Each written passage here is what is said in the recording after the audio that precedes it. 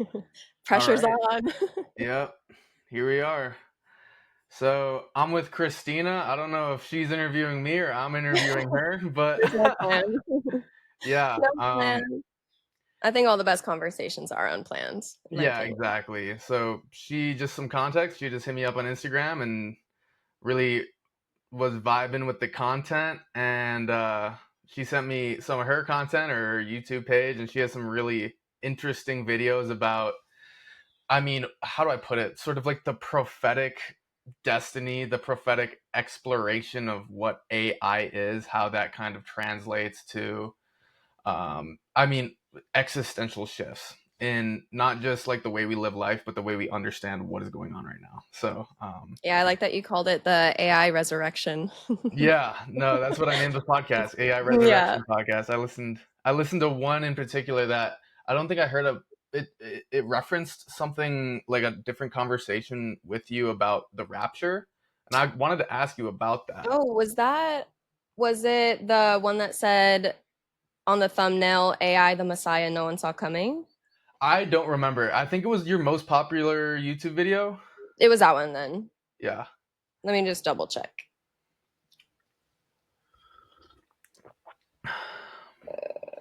I don't know how well you'd be able to. Is it that one?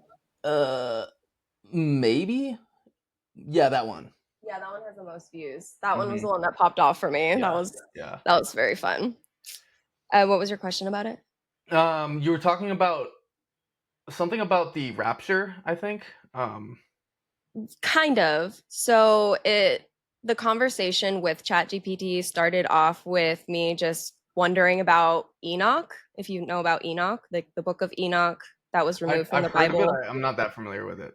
That's okay. I wasn't either. And so Enoch was, I don't remember the lineage, but he was maybe third or fourth from Adam, and maybe the grandfather to like a couple grandfathers back to Noah.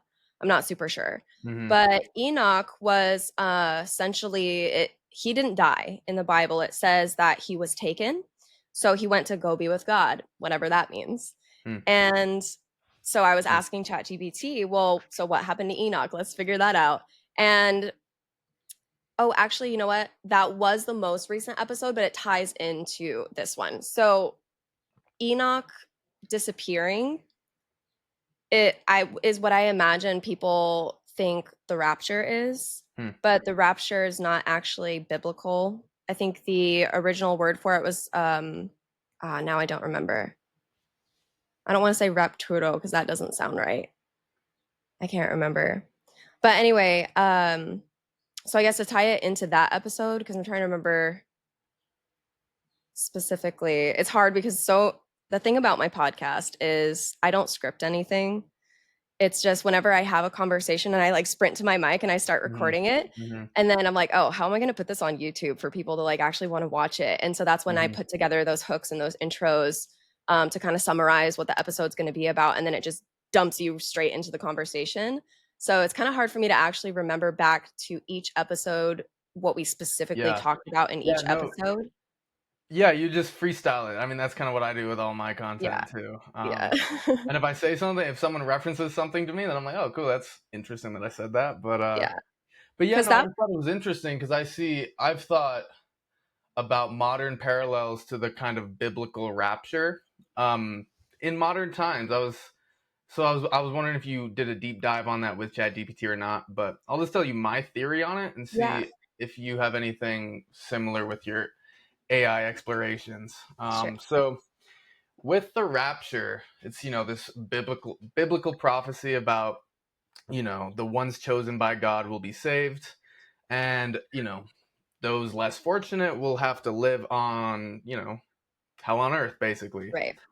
And so my theory of that is, from a very materialistic lens, some people think, oh, you vanish, your clothes fall on the ground, and that's the Right. rapture. Poof. And it's like, that's one angle that we could view that story through. But what about something more intrapsychic, something more psychological? I mean, kind of deeper than that, but internal, where there seems to be this split culturally of Yeah. people that are maybe opening to possibility, people that are opening to love, and what I would call honestly letting go. And then you Yeah. have people that are seem to be tightening down even harder. And I've seen this, I mean, especially since COVID, you have some people that are Especially. getting more and more afraid and like more and more resistance to life. And then other people that are like, have those like, fuck it, it is what it is. If we die, we die, at deeper and deeper levels of their Nihilism. being. What do you say? I said nihilism. Yeah, I mean that can be a part of it. That can't. I would love to go into nihilism in regards to Buddhism and emptiness, also, but we'll check mark that. So my whole theory is, it seems like there's going. It seems like there is right now, and in the future, there's going to be more so of a polarity between Hmm. people that have opened up, learned to let go of maybe ideas of certainty, of culturally conditioned ideas, letting go of ideas of self, maybe.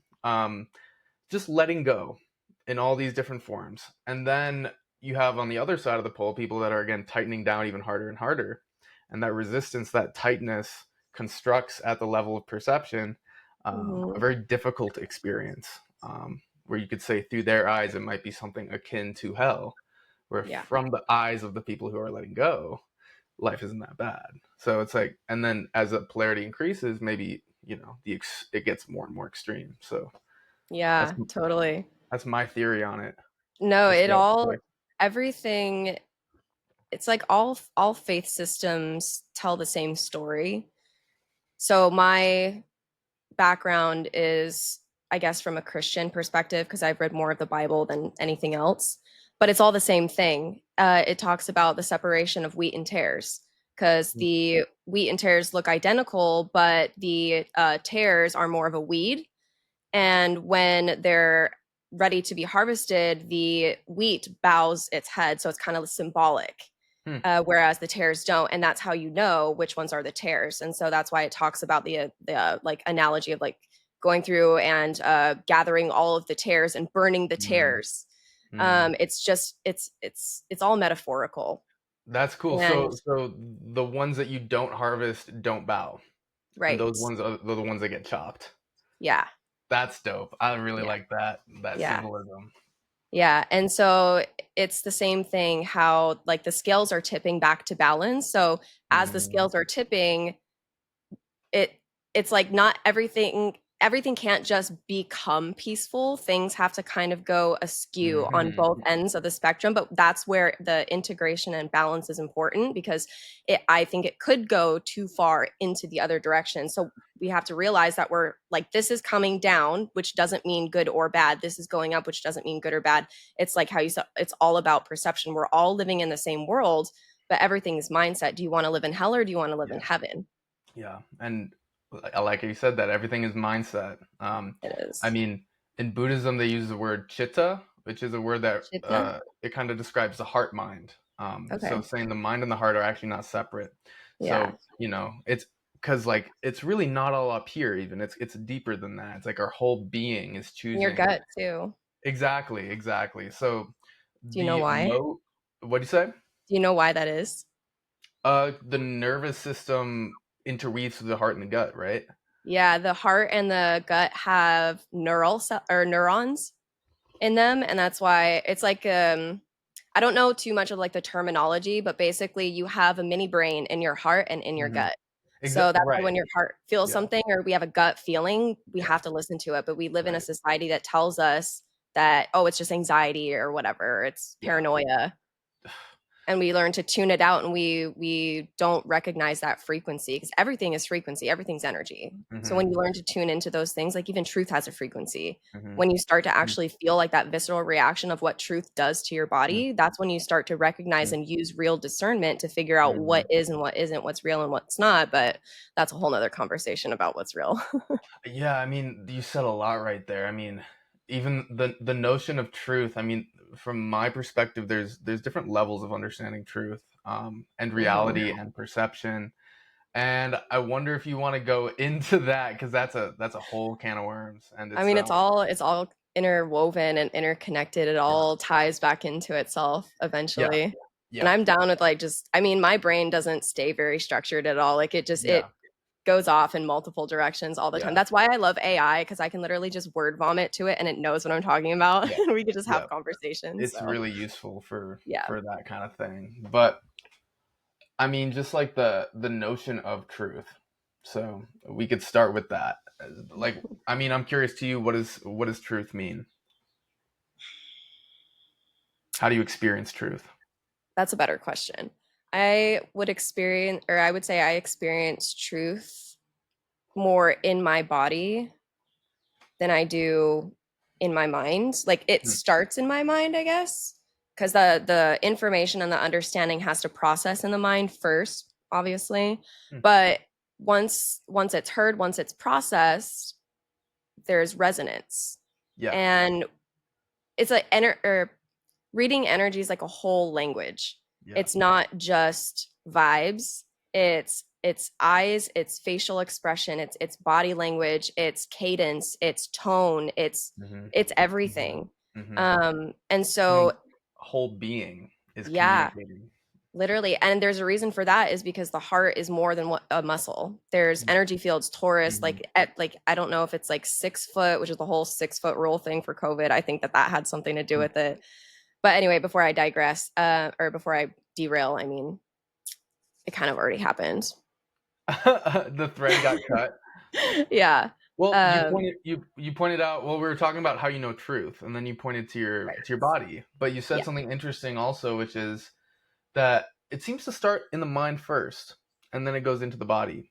Yeah. And so there's something interesting there, which is like the mind. For a lot of people, it's easier to see that the mind, in the Buddhist sense, is empty of inherent existence. So that's a big part of what I push a lot of, which is the crux of the Buddhist path, which is an understanding of the emptiness of all phenomena, Yeah. everything, any experience at all, empty, empty, empty. It's dependent on other variables, specifically clinging and aversion to manifest experience. The mind is, in a sense, kind of smoke and mirrors, because Yeah. like, oh, I can believe this story or I can believe that story. Like, am I amazing? Am I God? Are we all Yeah. one or are we separate? And you Right. see how these stories then get projected onto what we experience, and it becomes, um well, at that point we see how malleable it is, and we see that I can project kind of whatever I want. But in Buddhism, they say the root delusion is clinging to one view, Yeah. thinking that this way that I'm seeing things is objectively how things are. And that's where we get all fucked up, because Hmm. when we hold that perspective, we're actually failing to see that what appears to me, what I experience, is not separate from the way I am relating to it, my conceptual framework that is interacting with experience, the narratives I hold, the self, the belief in what self is experiencing this right now. And when we understand that, we can see to I mean, a deepening depth over time how all experience is built. That's so the word the Buddha uses, fabricated, concocted, it's constructed. Hmm. Any experience, you can say, um, where do I start with an example? Like, It's we my could struggle. say, like, let's say something as visceral as getting cheated on. Okay, you Yeah. get cheated on. That hits you in the soul and the heart. It feels so real.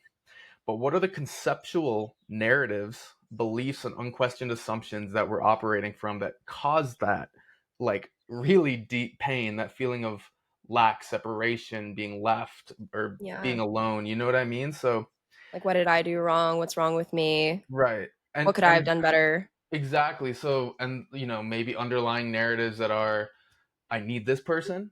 They Hmm. validate me. What am I without them? And again, Yeah. these are largely unconscious, but they are constructing our emotional felt experience. Um, 100%.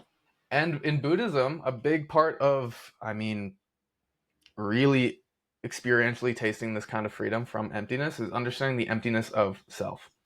So Hmm. any sense of self that we inhabit, because we do inhabit this sense of self, is empty of any inherent existence. Yeah. So we need to recognize that this self that we experience is actually built. It's based on narratives and assumptions of who I am and who I'm not. Totally.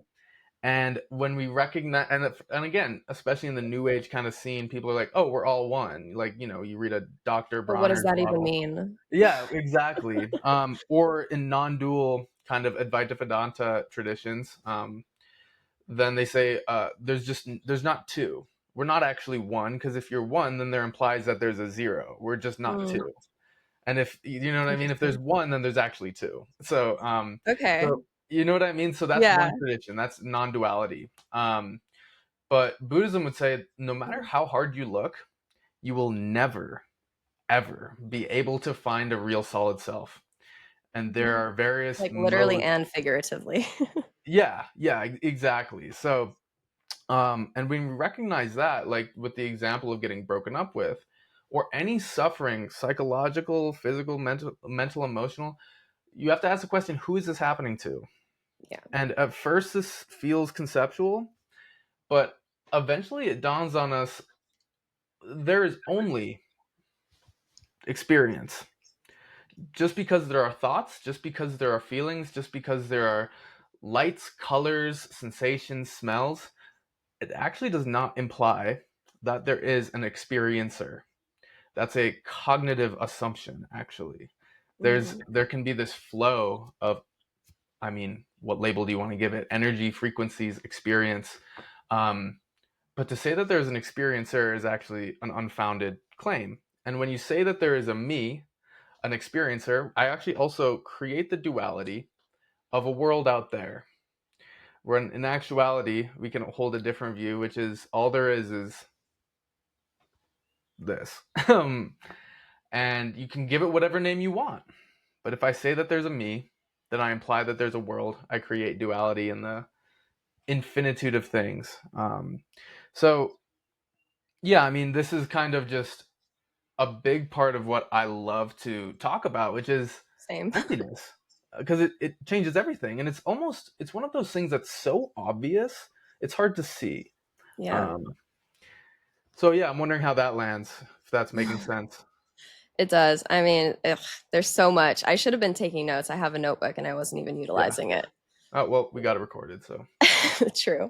All right, let me sit with that for a sec because it's just like, Yeah, if you yeah, have any it was a questions, lot. please let me know. Yeah. um, I guess I struggle sometimes with like when there's a lot of information. If I don't have anything to like reflect off of, sometimes my mind just goes a little blank. Yeah. Yeah. Um, Well, so then what's alive for you right now?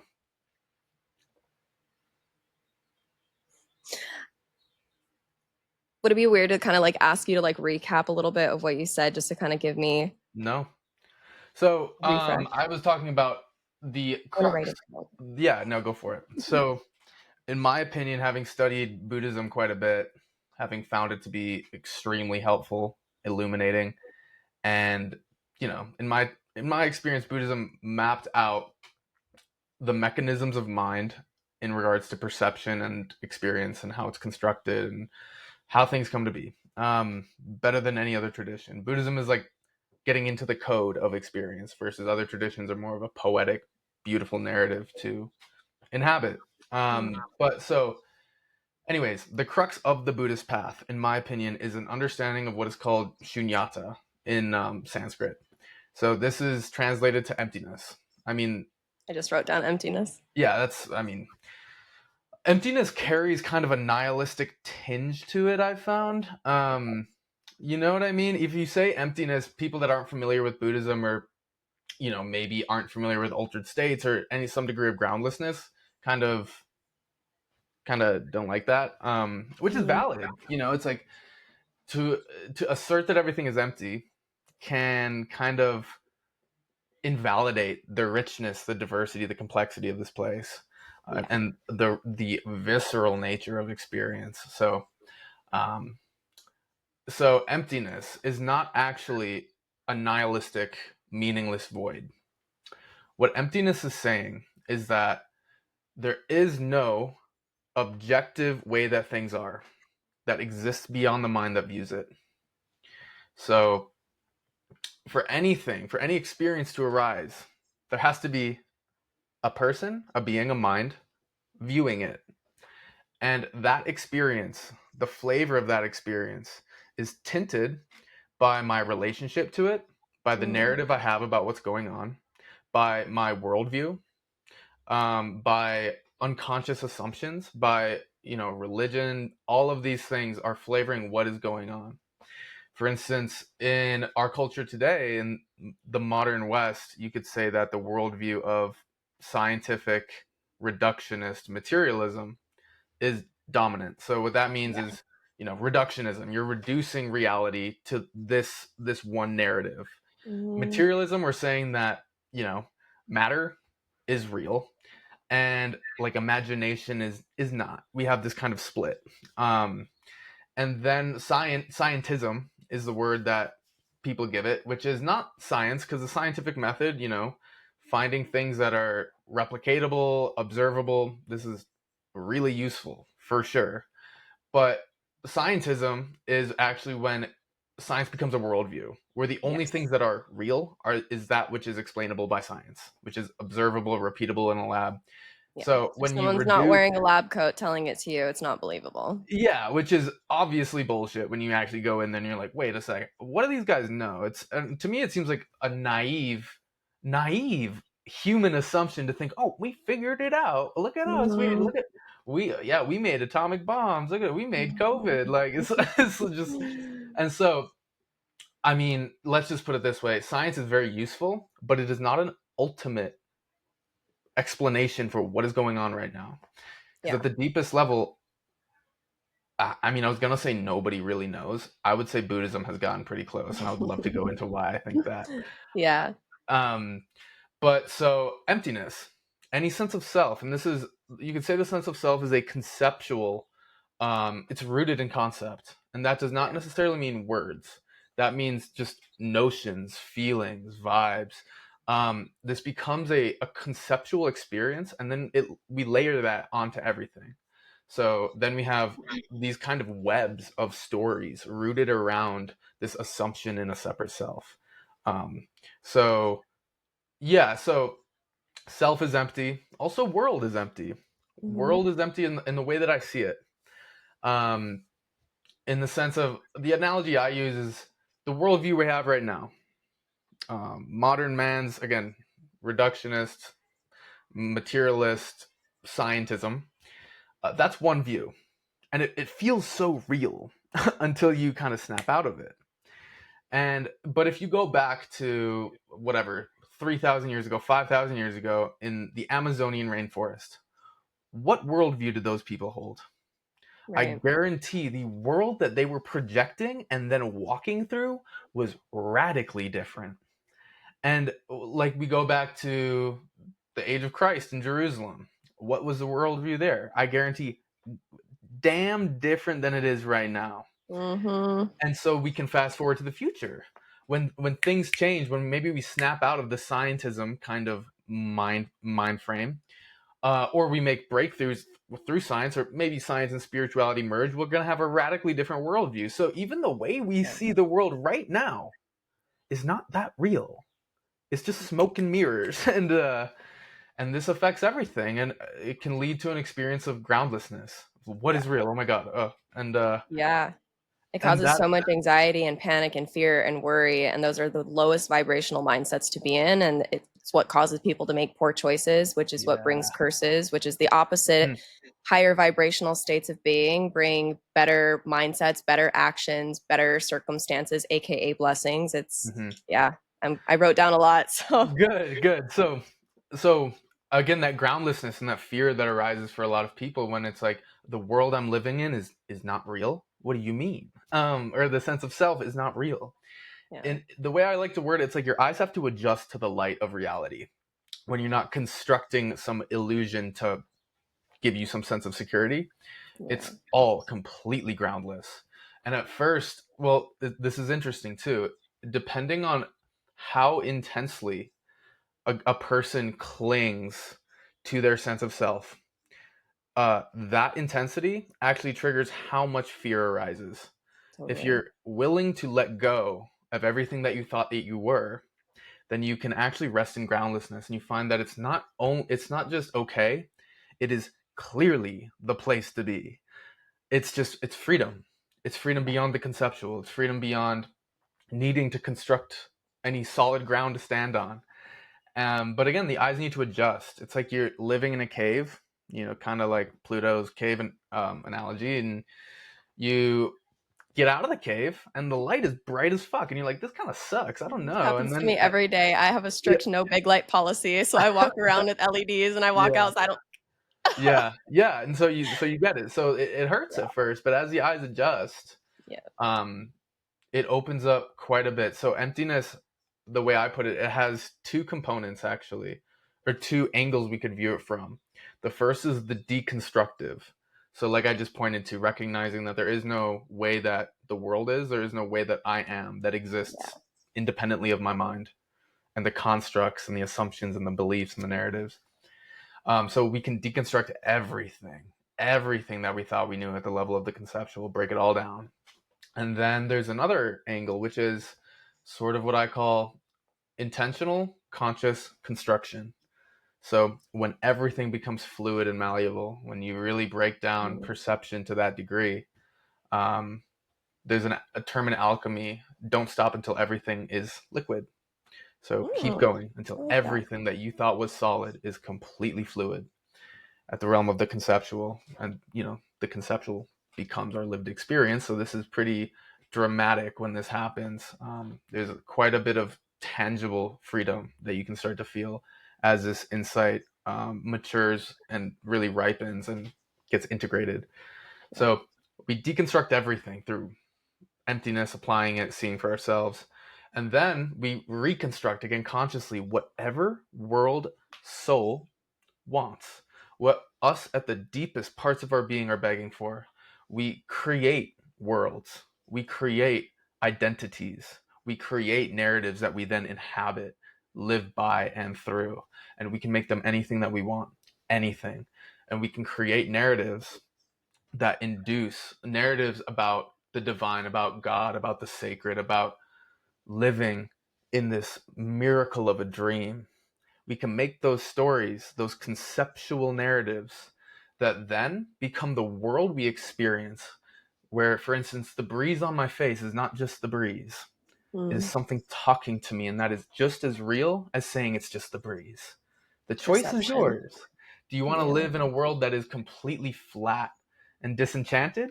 Or do you want to actively enchant the cosmos and make it a beautiful, deeply meaningful place where you are connecting with divinity all the time? And that's Hmm. just a matter of how you see things. And all of a Yeah. sudden, then the emotional body actually starts to align with the conceptual, where you are feeling this in your bones. The deep meaningfulness, the beauty, the chills, which I just got. You can get that from just working with the concepts, understanding it's all empty, choose your world. And at that point, having a direct relationship with spirit. Because at one level that I really know is, for me, real, everything we do, everything we say, where did it come from? It is directly connected to source, directly Right. connected to the source of all things, all of the cosmos. When we're not trapped in this small illusion of self, we open up to what we are. And it seems like it's so obvious we can't see it. We Yeah. are divinity, no separation. Everything you could ever say, do, think, feel is theophany, an expression of the divine. And when we view it like that, we can start to add dimensionality Hmm. to experience, where it's not just this flat, lifeless place where people just Yeah. search for more material things, amassing money, amassing experiences. It's just more, more, more, more, more. And it's all on this flat plane. What about the vertical dimension of accessing deeper depths to this experience right now? Where we could even just try something where it's like, if you look at me, I look at you, and just if I'll just lead something, asking the question, who really are you looking at? What is this thing looking back at you right now? Beyond notions of solidified self, of solidified narratives, who and what is looking at you right now? Right. And there's that dimensionality where we can start to connect with divinity with others, with ourselves, Yeah. and there's this resonance that can start to really build. And I'm telling you, and I know this is a fact, we can construct heaven on earth from the inside out. From the Yes. inside out. And I am absolutely certain of it. And if anyone has any questions, they can ask me, because and that's the thing. It really is just a practice. So Yeah. that was a lot of info, but that's I have a lot of notes. good, cool. Well, I'm curious. Yeah, what do you think? Wow. Yeah, so good. There's not a single thing I disagree with. I don't know. I don't even know how to tie this all in as beautifully as that, but we'll get there, I'm sure. Yeah. I guess I'll start at the top and we'll go from there. One of the last things you said was I don't know if you specifically said like something like the truth being under our nose, but it made me think Hmm. about, or no, you said like truth and hidden in plain sight or It's something. so obvious, it's hard to see. So obvious, yeah. Yeah. And it's like the that's what I wrote down was how they say, oh, the truth is hidden under your nose, because your nose is constantly, you can constantly see your nose, but your brain blocks it out. So Right. it's just like a little, yeah. Interesting. That's why they put the truth in plain sight, because if it's right in front of your face, you're probably going to overlook it. Have, Um, have you heard of the like the fish in water allegory? You know what uh-huh. I'm talking about? I think No? so. It's a story. It's like so there's two fish in the river, and another fish goes by and is like, "Morning, boys. How's the water?" And the two fish look at each other and they're like, "What is water?" Because they're swimming in it. It's like Yeah. you don't understand. You know what I mean? You're too immersed Yeah. to understand what is this world. What is this thing I'm in right now? And it's like that with our worldviews. It's so taken for granted that we don't ever question. We're like, of course it's like this. That was For the next sure. thing. Yeah, was Right. that reality is multifaceted. There's so Right. many layers to understanding what the hell is going on. And even when you think you have a grasp of it, you find something else out and you're like, well, shit, now I know nothing. Yeah. But yet you know so much. Hmm. Hmm. Um, and real quick, I just wanted to tie, but because you actually already answered the question that you asked me earlier about how I know what truth is. And when you said that you feel the resonance deep in your bones, like that's literally exactly what it is it comes from a place of just this visceral knowing that like there has to be substance, there has to be weight to this, because Interesting. why else would I be Yeah. feeling it this heavily, this deeply, Ooh. this Mm, vibratory, mm, like, and mm, and most of the time, just because I don't know if it's because I've been cracked wide open, but everything makes me cry. mm, And so when I hear something, mm. see something, whatever, and it resonates with truth, especially if it's just really emotional and meaningful, it just immediately I start watering up and I'm like, there's got to Mm. be something to this. Yeah. Yeah. But yeah, it's crazy. And then also like when you feel like you know everything, that's when you've reached the end of understanding. Huh. Because Interesting. what I like to say is that the journey is the destination. There is no point, but the point Yeah. is what you make it. Yeah. I love a lot of what you just said. So it reminds me of a Zen quote, which is, "Not knowing is the closest we can get to God." Mm. And it's once we start again solidifying, oh, this is how it is, and that's how it's not. You're actually again denying the reality of emptiness, that it is Mhm. not any certain way. When And people actually, freak out, what'd you say? I just have people freak out when they hear emptiness without understanding what it actually means. So that's the thing. You can also replace the word emptiness with boundlessness. There is no defined boundary. It's Yeah. anything. So that's the thing again. So the way I look at it, it's like everything is void. So completely void, and that can be kind of nihilistic. You can be like, "Ooh, that's kind of dark." I don't know, but really, that void is pregnant with infinity, and that is not an understatement. Possibility. Yeah. Because in the absence of any set thing, there's actually infinite potential right Hmm. there. So it's not a meaningless void. It's it's a place where we can really allow our deepest desires to be projected into that void. What do I want? And for me, I mean, I want many things, but like there's an element of deep connection to source, to divinity, senses of sacredness, that profundity that gives life, those deeply meaningful moments. That is what those are the priceless moments in life. And Yeah. something really opens up when we recognize that's a co-creation. It's not just given. It's a co-creation, and we can create more of those intensely meaningful moments, intensely meaningful moments that bring you to tears.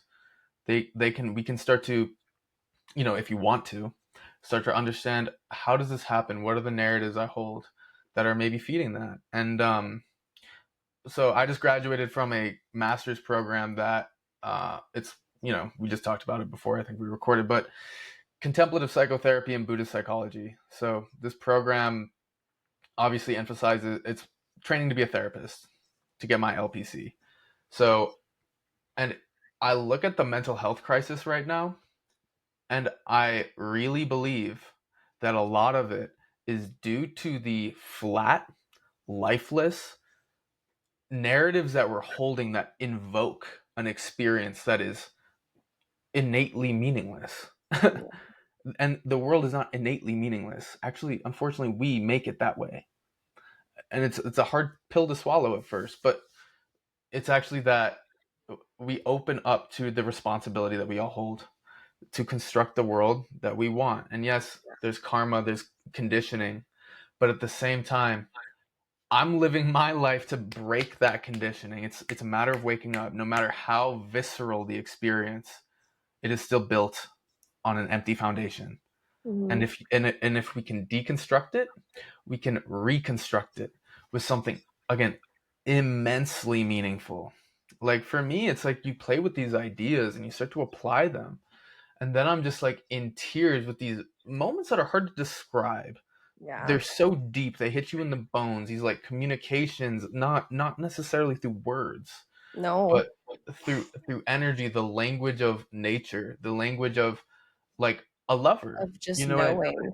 Yeah, exactly. So, and I want to tie this back also to something else that you said, which is like, truth in your bones. Truth as this visceral somatic experience. And so for me, this is where we need to move in a different direction from emptiness. Although emptiness is, in my opinion, actually the ultimate truth it's the most important thing we can understand as human beings. And I don't think that's an understatement. I think it is absolutely the most liberating, freeing thing we can understand, period. And it's not a faith, it's not a belief. It's when you see how things are. So there's emptiness. And when you see emptiness, actually all notions of truth, um, they're fabricated, they're constructed. Yeah. But at the same time, that gives a kind of credence and a validity to any view you could ever hold. So, but when you said truth is a feeling you feel in your bones, in your body, that brings me to depth psychology and the work of people like Carl Jung, James Hillman, who talk about soul, not in like a dogmatic, fundamentalist Christian sense or anything like that. It's the deepest parts of our being. And so I want to tie this into emptiness, because if everything is empty, what's going on right now? Yeah. And you could say this is the will of, again, the divine. And again, that's not an understatement. Like, really, what is going on right now? And you could say that this is actually theatrics. This is art. Everything that we are, everything that we experience, every vibe, every trauma, every heartbreak, everything is actually what the deepest parts of you, beyond any notion of ego, wants. It wants to experience, it wants to taste this place again, viscerally. It wants to sink its teeth as deeply as it can into the full spectrum of possibilities that are available. And so this ties into the Hindu idea of the Leela, the divine play. Shiva, whatever, plays his flute. Maybe Shiva, nope, Krishna, I think. But Krishna plays his flute and everyone dances. I think it's Krishna. But so Hinduism talks about something similar, but when we start to see our life as art more than something deeply personal, there is the deeply personal angle, but that's just one dimension of life. We can also open up to, this is theatrics. And I don't know about you, but there's been experience in my life, like some really hilarious times, some really heartbreaking times that seem scripted. Like it's out of a movie. Again, the synchronicities line up, and we're like, what is going on right now? And it's like interesting. Yeah. And can we, again, sense into soul, in the sense of what archetypes, what images, what gods want to live through you right now. Is that the god of joy, the god of humor, the god of jealousy, the god of rage? There's no wrong Mm, answers. But I'm are gonna we run out of open? room. Yeah, no. But are we open to allowing these archetypes to express through us? Or are we afraid of what might come up? Are we afraid of what the gods want from us because it's not culturally sanctioned? And yes, obviously there are some things that if you do, you'll go to jail. We Right. can't murder somebody. I mean, but in the realm of the poetic and the There's archetypal, nuance to that too. yeah, I mean, there definitely is nuance to that. I mean, right and wrong, again, it's empty, but that's kind of hot water to start Right. diving into. So, um, and there is definitely a place for ethics. I think 100%. It's actually, I think, necessary for the human mind and the being to construct and live in some sort of framework of ethics. But Yeah. that's a whole nother thing. I think, again, I think it's interesting to blend emptiness with the archetypal depth psychology lens, which is, if everything's empty, what are we? We are archetypes, images being expressed.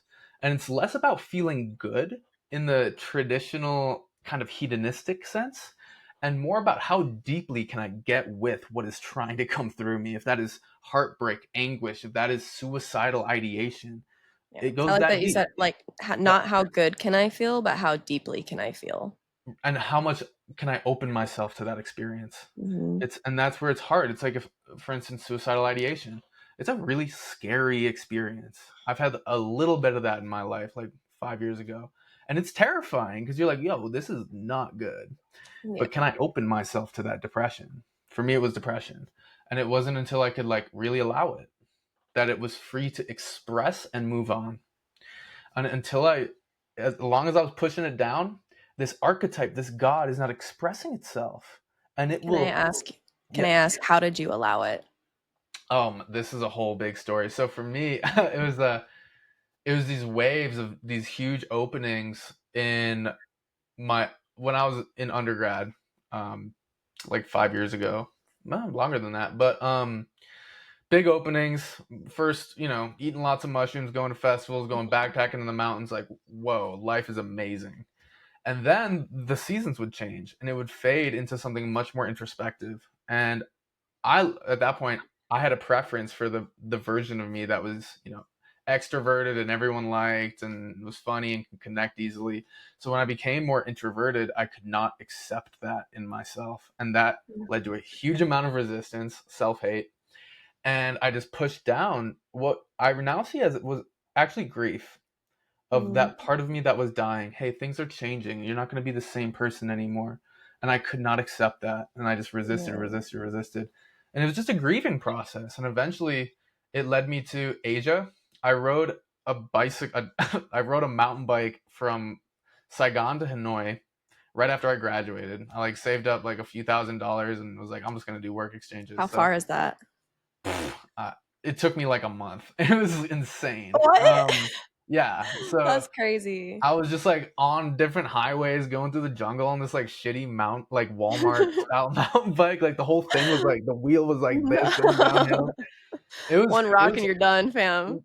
dude, I got to Hanoi, and I was gonna do a work exchange in an island off the coast, and I had to sell this bike. And I took it into the city, and I could not get anybody to take it. I was like, "It's free, it's free," and everyone's like, "I don't want that bike." And like, so Oh no. so I did that in Vietnam, and I was still depressed. And all my friends were like, "Bro, I'm so jealous of you. Like you're like Mm, traveling the world looks so cool." And I'm like, "Dude, I can't even enjoy this. I'm like still yeah. depressed, and my perception's all fucked." At that point, I didn't understand it was perception. I was still seeking externally. Yeah.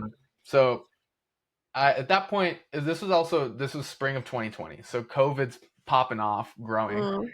and Vietnam closed the whole country. I was basically doing a work exchange at a hostel off the coast of Vietnam, and then they closed the whole country and kicked all the Westerners out. While you were there? Yeah, so I was like, I'm not ready to go home yet. I need to figure this shit out. It was like really a quest about I need to figure out what the fuck is wrong with my mind and like fix Yeah. it. Is it adventure? What do I need? And that brought me to India, where I was like, oh, people seem to go to India to figure this whole suffering shit out. So I was like, I'll just go over there. And so I went to India, and I flew into Delhi, went up to this town up north called Rishikesh, and basically in the first couple of days found like a yoga meditation retreat. Went up there is at this ashram called Pool Chatti that is like right on the banks of the Ganges in the Himalayas, and I got there, and in like 2 days, all of India goes on lockdown. So I was supposed to be there for a week. I was there for like 3.5 months. Oh Um, no. serendipitous. Again, I It don't was believe in probably synchronicities. meant to be. Interesting. Something was listening to my prayers, honestly, Yeah. intention. Like, please fucking help me. And I was like, all right, I'm gonna sit you down. The world's gonna be ending, and you're just gonna meditate and do yoga and be in a completely different culture for a long time, 3.5 months.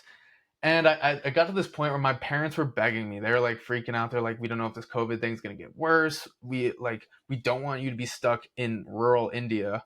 I mean, not like rural, but like I wasn't in a city. It's probably for the best. But my parents were freaking out, and they're like, please come back. And I was Mm. like, well, I'm still depressed. I haven't found this thing called enlightenment, the end of suffering, and I'm absolutely tenacious and hard headed. So I was like, I'm not leaving until I do that. And my parents were like really begging me, and so at this point I had no money, and to stay at the ashram, they were building a hospital kind of adjacent to the ashram. And I was like, can I just do a work exchange and like help build this hospital? Because I had some construction experience. And they were like, yeah. So I'm building this hospital like half the day, and or half, the whole time I'm there basically. And I remember I was just moving some pipes, and I was like in this huge internal conflict. I was like, I'm still depressed. I'm gonna go home, and I'm gonna have no job. My girlfriend of 4 years broke up with me because I was like fucking crazy depressed.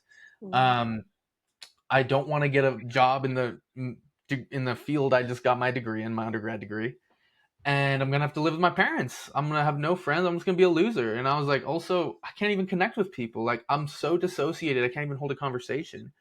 Not all the time, but again, very internal at that point. I've And been there. and I remember I was moving these pipes, and something snapped in me. And again, it was not in the mind. It was just this, like that, just kind of like a, if I'm a loser the rest of my life, if I'm handicapped, if I'd never feel joy again, fuck it. I don't have the energy for this. Like, I really don't have the energy for this. And it was that where I was like, fuck it, it is what it is. I remember I dropped the pipes and I just started crying. I finally was tapping into that feeling, that grief, that Mhm. something needed to be felt. It was like, I'm a fucking loser. I hate myself. All these empty narratives. But at the time, they felt very real, and they weren't being honored. So when I was able to open to them and honor that pain, the pain started to move, and it took months. It took quite a while. Um, I would say maybe even years. But over time of really just opening to what's trying to come through me, that became my practice. Is how deeply can I open to this Mhm. and let it suck. If it sucks, let it. Just let the emotions flow. And there was a lot that had to get moved. And it is crazy because now people see me and the person that I am, and they just assume I've been like this my whole life. Yeah. I lived most of my life deeply reserved. I had a lot of feelings of lack, self hate, unworthiness, unlovability, conditioned from when I was a kid. And like so much grief. And again, had that big opening of whatever, psychedelics, summertime in Colorado, great.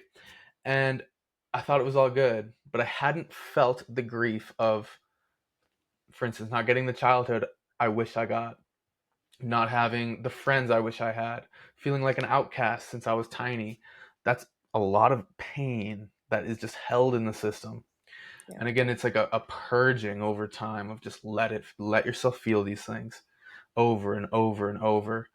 And it's scary for a lot of people because when you start to feel that kind of sadness, it can be overwhelming. And some people Mhm. can get trapped in that. And that is where, clinical psychotherapy can be really helpful, along with, you know, ceremonial work. But I think there's a place absolutely for the clinical as much as I love the more, the psychedelic ceremonial stuff. I think they're going to interweave in our lifetime I was quite gonna a say bit. that I think they're both equally as important. Yeah. because the psychedelics are more of that like metaphysical, visceral type. You're tuning more into your resonance. Mm-hmm. Um, Whereas, or what, sorry, what was the other thing? I'm like trying so hard to like keep Yeah. my train of thought Totally. on everything because we keep covering more and I keep writing stuff down and Yeah. I I want mean, to there's so cover it many all. threads. So what I was talking about, it was kind of the place of clinical psychotherapy as well as psychedelics, and kind of how they're going Oh, to that's right. blend together. Information. Yeah, I was going to say the other is information. So knowing what to do with, well, first of all, having the information to understand what it is you're even feeling, and then having the information to know what to do with it. Mm-hmm. To Mm-hmm. like, how do you even let yourself feel these things? How do you Yeah. let them move through you? Because you could talk at someone all day and be like, you have to love yourself before you can love someone else. You have to do this and that and the other thing. But if nobody knows how to do that, they're just going to be Yeah. like, okay, well, that sounds nice, but I'm going to go back to doing the easy, convenient thing that Yeah. is only hurting my psyche further and further and continuing Yeah. to feed that Yeah. cycle. Yeah. And it's interesting. I mean, like you said, loving yourself, that includes loving the parts of you you might not like, the Hmm. parts of you that you wish were different, the parts of you that maybe don't show up in the way that you again wish that you did. And that's hard at first for a lot of Yeah. people to really accept that. But again, there's nothing inherently wrong with anybody. Everyone is No. fine. Everyone is fine. And I really know that. And that's at the core of every being. But we Which get is in. wild because that is the opposite of what is taught in a lot of mainstream religion, like Christianity, Yeah. whereas you're born inherently sinful, you're a bad Mhm. person, you're Mhm. broken, you need a Mhm. savior. Yeah. And as much as I tried to believe that in my Christian days, I couldn't do it because there's just something inherently good about people, Yeah. but we're all just so misinformed and so traumatized and broken, and we Mm. don't know what to do because we don't have information anymore. That's why the Bible says my people perish for lack of knowledge. Huh. We Hmm. cause our own suffering because we don't know better. Hmm. I mean, absolutely. I think again, it's again. There's so many threads I could take right now. I think, That's why I started writing yeah, everything right. down. I mean, I think the resistance that we have to parts of ourselves is what creates again the illusion that there's something wrong with us, because it's Hmm. that resistance that actually hurts. The grief, what I found, and I think this is true for everybody, when you really open to the experience of grieving, of sadness, of pain, of loss, it actually, it might not feel good in the hedonistic sense, but it feels deeply right. It Yeah. feels deeply right. If you're grieving the loss of a lover, a partner, when you finally open to it and you start sobbing, or losing, a family member, you Mhm. sob, you really open up, you wail. In some cultures they like literally wail, that's how they grieve. There's this, I mean, it really is a catharsis of letting this It's energy move, and it feels good. We yeah. And that's the thing, it's not the sadness, the grief that actually feels bad, it's the resistance to that Yeah. experience that hurts It's the so bad. resistance to allowing that energy move. And then because we get the resistance kind of mixed up with the experience itself. Yeah. And this is again where the way that I relate to an experience actually constructs it.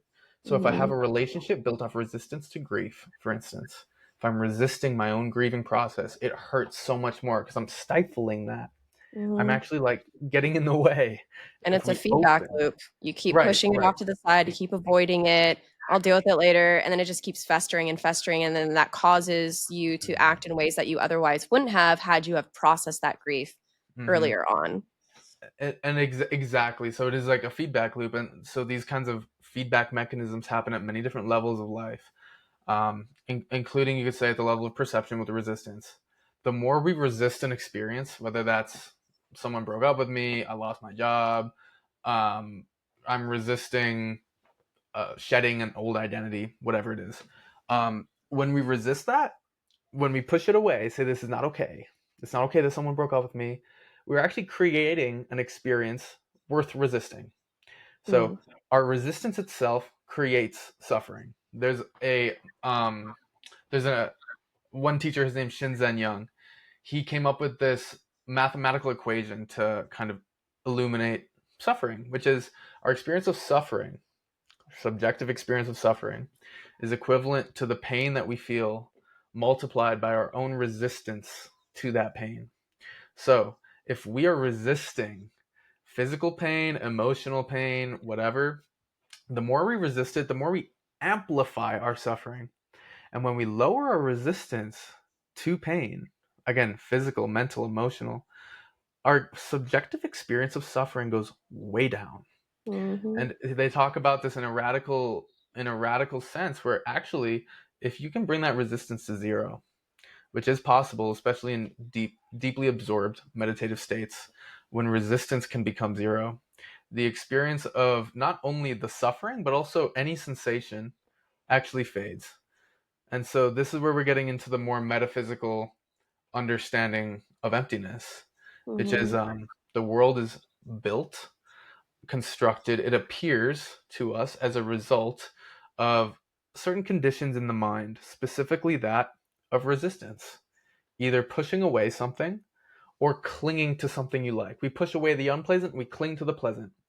And interestingly, when we do that, when we push something away, we create something to push away.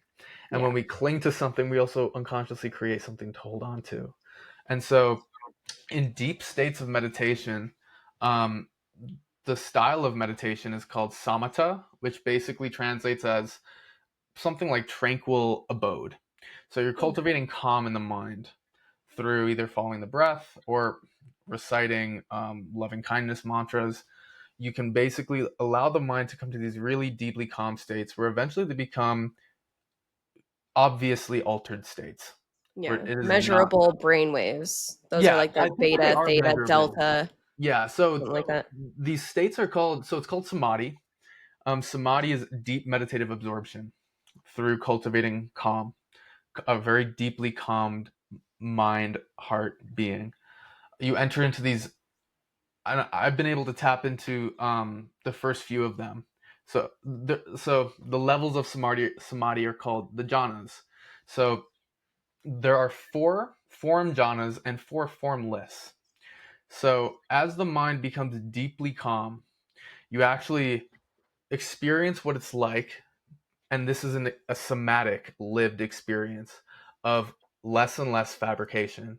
When I'm not fabricating experience, when the mind is that calm that it's not clinging, grasping, fabricating a world and a self, Mm-hmm. you see what's there. And so the first few genres are characterized by, again, this is deeply somatic. Um, First, it's basically just sensation, and that kind of ripens into bliss. And that is actually the word for it. It is bliss. And that ripens then also, gets more refined into an experience of peace. And so I've tapped into the first three jhanas. And so this is again, and this is a somatic experience. I cannot emphasize the jhanas enough because people don't understand, they don't know that they exist. Mm-hmm. When you just sit in meditation, you can access a flavor of bliss in the second jhana that is completely beyond anything you can touch in this normative experience. It is so stabilized as you start to stabilize that jhana. It is like your body is radiating with this pleasantness. And this is accessible to everybody. It's a matter of how calm can your mind get. And this is not a conceptual thing. It's like every cell in your body is radiating bliss. Mm-hmm. It's again, it's not, there's nothing in normative experience you can really relate it to.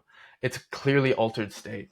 And this is again just what happens when the mind is fabricating less. Interestingly, you hit states of bliss, peace, when you're not fabricating all these stories, narratives, suffering, all of these illusions. You see what's here, and it's Mm-hmm. bliss. And you see this for yourself. So, and then at a deeper level, so the first four jhanas again are the form jhanas. So you're still in form, you could say. You're experiencing peace, bliss, radical equanimity. And then between the fourth and the fifth jhana, there's basically a ubiquitous white light experience. So I haven't hit that depth yet, but there is basically all meditators, according to what I've listened to and read, experience of white light. And with that white light, there's a fading where the experience of separation um, from the body to the world, in the sense of just any experience of a body, actually fades. And that is what characterizes the formless jhanas. So there's no body, there's no fabrication of a body. We could say Yeah. that. The mind is that calm. that tranquil. And then you enter, I'm gonna mess them up, but I think it's um the realm of infinite space. That's the fifth jhana, I think. Okay. Realm of infinite knowing, realm of infinite nothingness, and then the eighth jhana is the realm of neither perception nor non-perception. So this is where the mind as we know it's not a very relatable experience. I'm curious, It's did you say that those were in order or out of I order? think that those are in order. I In think order. that those are Okay. in order. I'm not certain, but I think it's a realm of infinite space, and then that fades into nothingness, into space, knowing, nothingness, and then the realm of neither perception nor non-perception. So it's Okay. like it's hard to even understand what are you even pointing to when you say that. It's Well, I'm thinking about an experience that I want to bring up, but yeah. go ahead and finish. No, so I'll just say just to clearly illuminate this framework. So again, this is a lived experience you can have just from meditating, is to see what happens when the mind becomes so still and is not fabricating at such a gross acute level.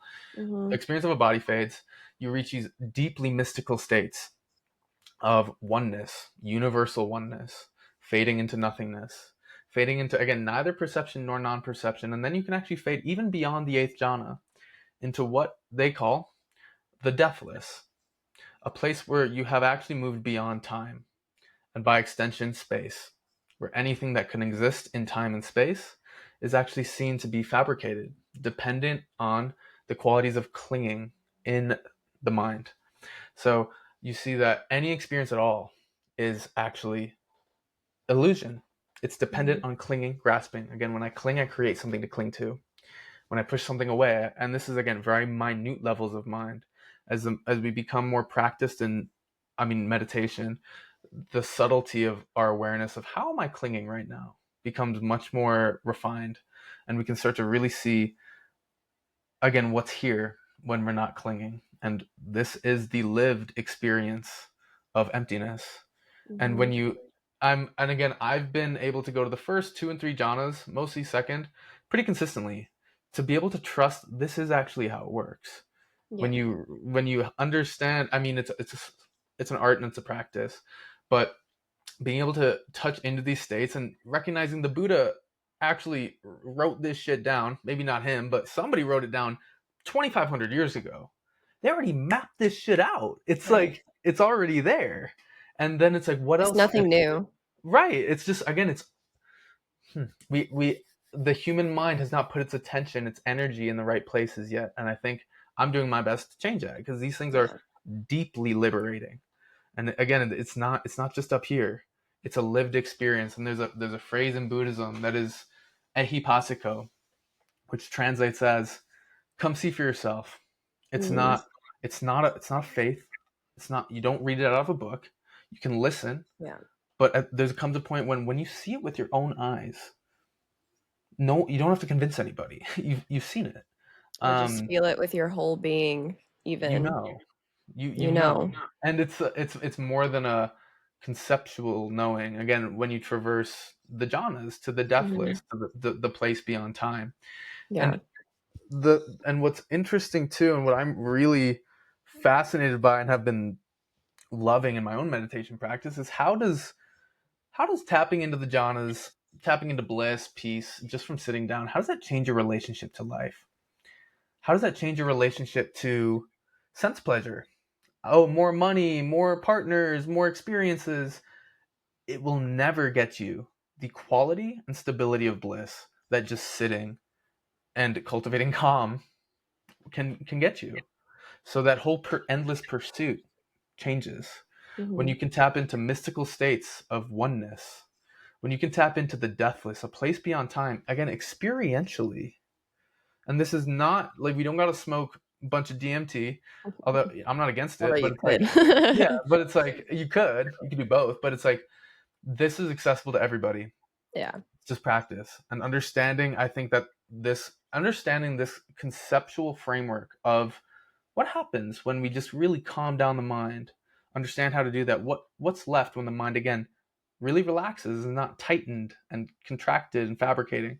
And you again, this is an understanding about the nature of experience, the nature of reality, the nature of perception that Mhm. is irrefutable. It's you see it, and again, maybe we can build certain questions or stories about that, but that lived experience does something to the being where it's I don't ask questions about God. We see what's fabricated, and we see that it's everything, and it's Mhm. so that's a lot. I just think the jhanas are huge. I think Yeah, it's something that I think people need to understand exists because it's totally. we we get caught up in this kind of flat horizontal exploration of life. Where can I get more of what I want? Right. Thinking that it's out there. um, what if it was actually in here? And what if like that bliss, that peace that you want, you actually don't need any external thing to get you there? What if it's just a matter of understanding how do I access this state in me right now Yeah. without any of that? And Well, and you said something so important is like the understanding of how to do that. And definitely meditation and psychedelics are two pretty big ways to get there. I'm not as practiced in meditation as I am with psychedelics, but the one and only time that I'm pretty positive at this point that I had an ego death was my first time doing acid.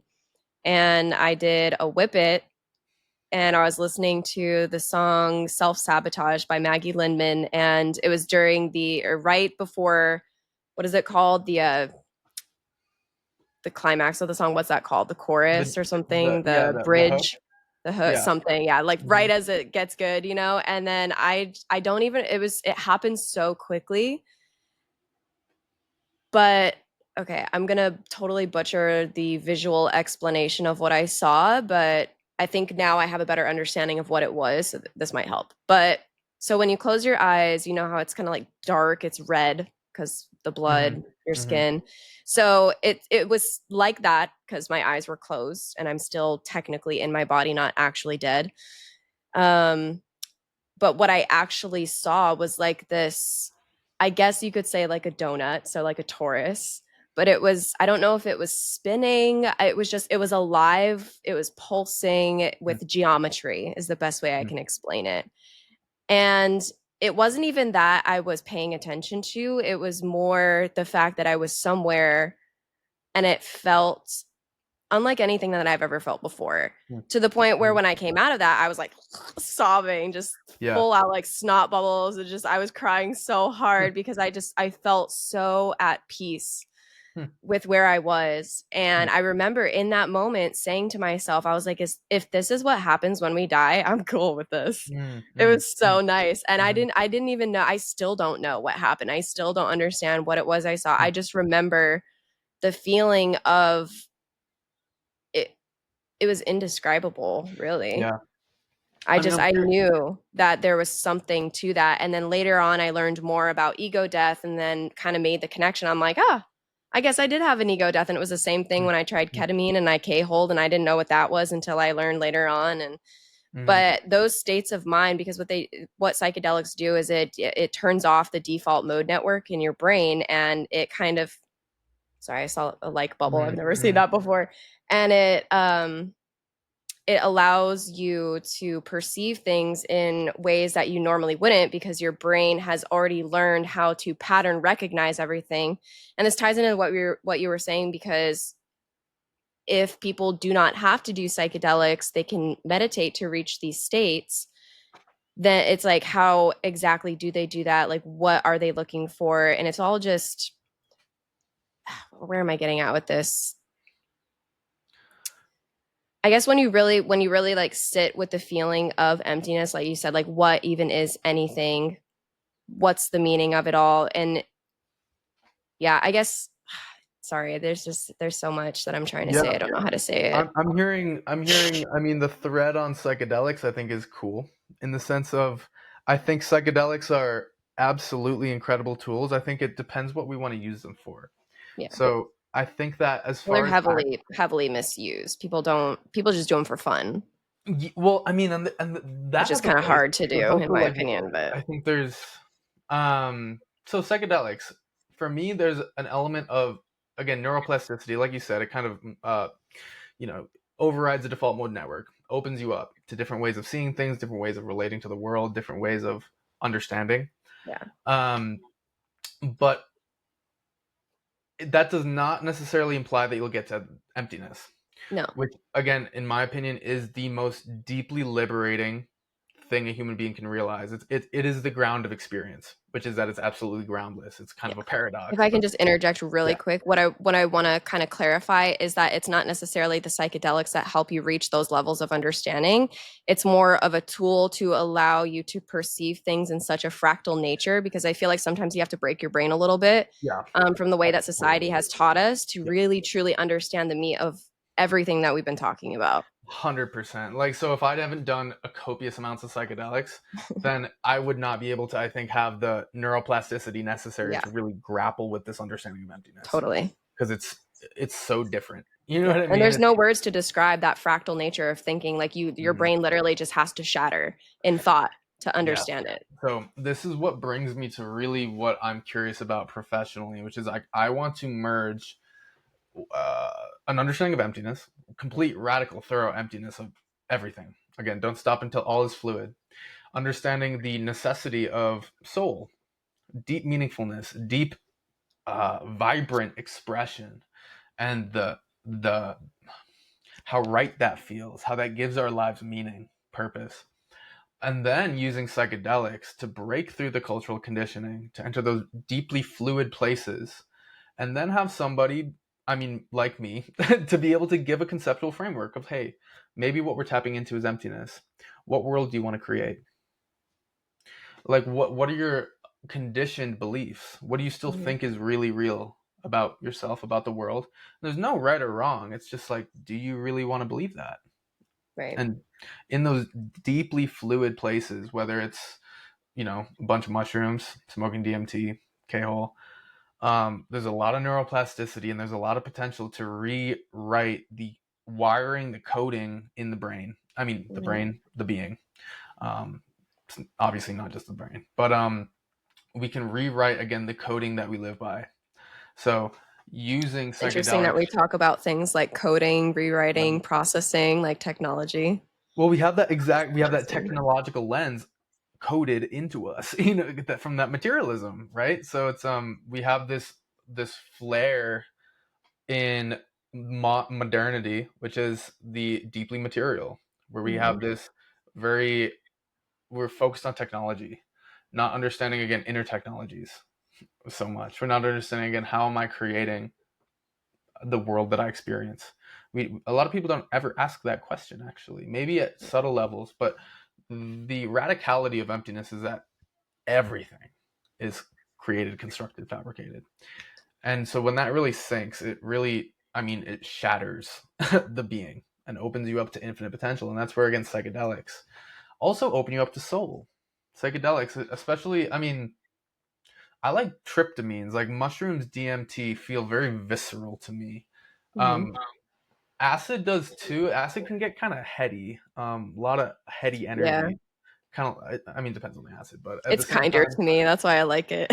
yeah, mushrooms can be dark, but that's kind of what the Mushrooms soul mostly just make me wants. feel kind of nauseous and sick, Interesting. Yeah. whereas acid doesn't really do that. The DMT and the mushrooms to me can be dark.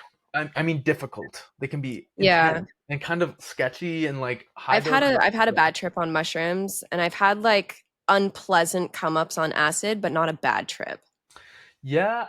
I mean, what even is a bad trip though? You know what I mean? It's just for me, I mean, it's an I can tell you a opportunity to little bit of learn. what happened with my bad trip. Yeah, sure.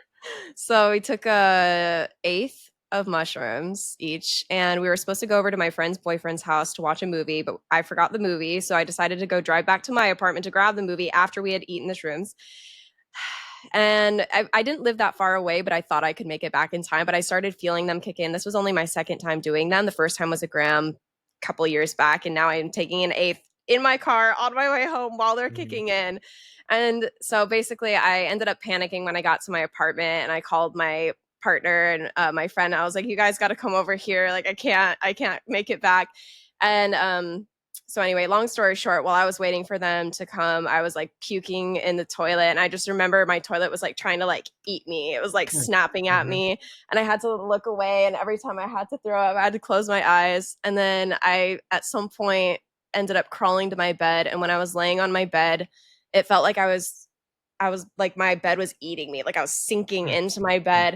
And then I look over at my little 5 pound chihuahua and he just looks like a gremlin, like, but he wasn't, he was just staring at me, I guess. I don't know.